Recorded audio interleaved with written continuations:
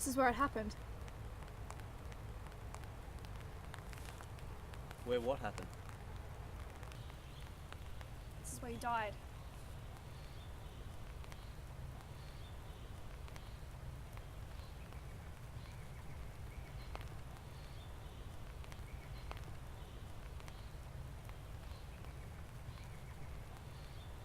Pete Westley had settled into an unvarying routine well before his 18th birthday. He reported having felt an adult his whole life and that this day was simply to celebrate the fact that he's allowed to feel mature, that his characteristics are no longer strange or uncommon. He wrote overly despondent music and never sang about anything that he himself had not experienced. Thus, having experienced very little, each new song sounded uncannily similar to the last. He would often situate himself on the balcony and catch the last rays of sunlight before nightfall.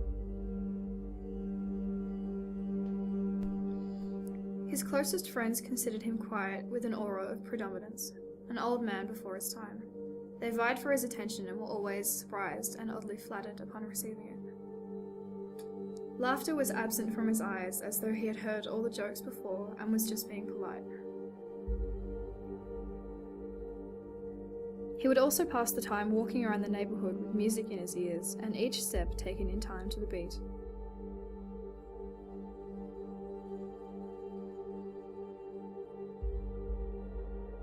He would often pass through a forest just outside the suburb of Heidelberg.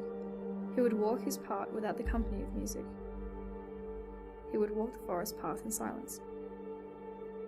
He loved the rustle of the branches in the wind, and the sound of his feet crushing the dead leaves streamed across the path.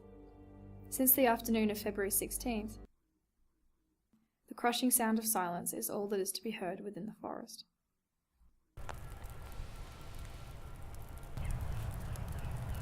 What are you writing, anyway? It's just a story. One that I wish could be true, but never will be. I'm intrigued. I assume you're going to kill me off in this story. It is a true story, isn't it?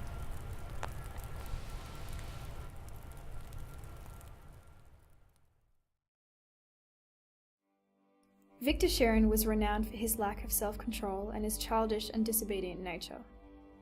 He dropped out of school before the final year, confessing that he would have wasted his time if he hadn't.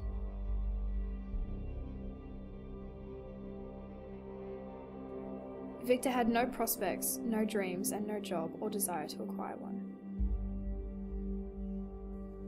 His father, being a sergeant in the police force, admitted to being disappointed with his son's lack of motivation. The 6 months Victor had spent in the house were slowly driving him insane. He was always scouring the place in search of methods to occupy himself. On February 16th, 2010, Victor took exactly 3 minutes and 57 seconds from the moment he left his front door at 3:25 p.m. to the moment he shot the gun. He had to wait 6 seconds for a car to pass before crossing the road. He deviated momentarily from the path to urinate on a tree. In doing so, he stepped on dog droppings and had to wipe it off on the grass. If just one thing had happened differently, Pete would still be alive.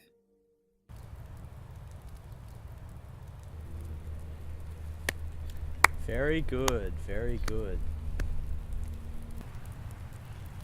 And you'll walk down the path before stepping into the clearing and accidentally being shot by Victor.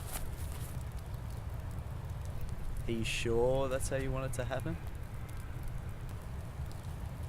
Yes.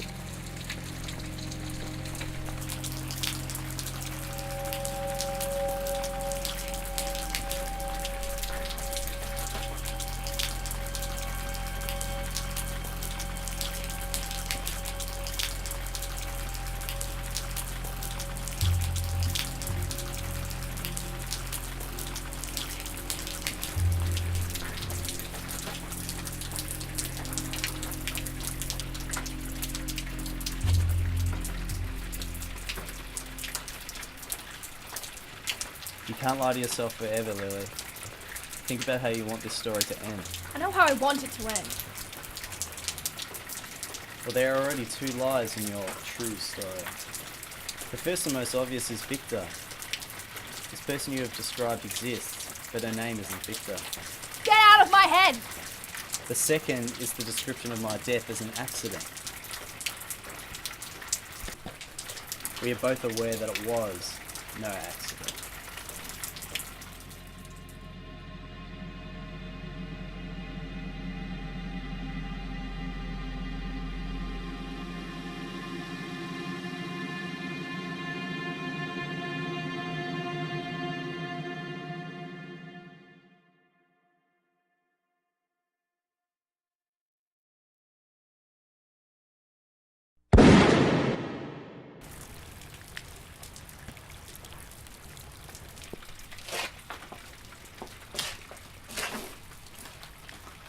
You brought this upon yourself.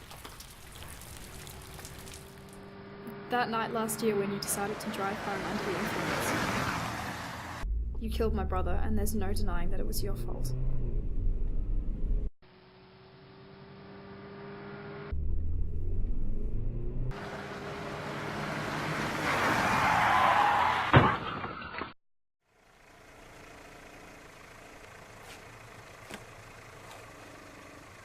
You blew 0.9 and were sentenced to 7 years in prison.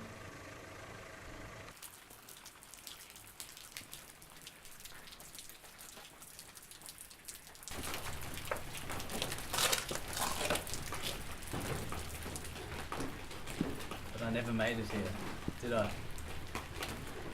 Deserved what I did to you. Do you really believe that? I used to. Now I'm not so sure.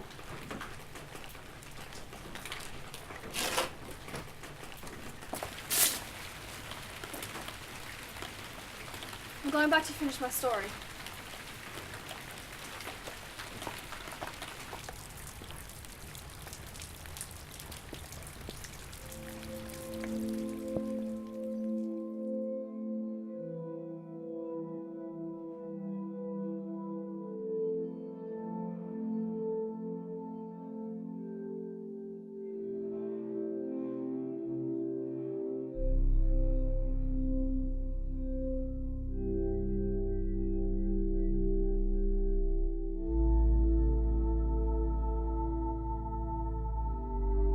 On April 9th, 2012, I will plead guilty to the murder of Pete Westley.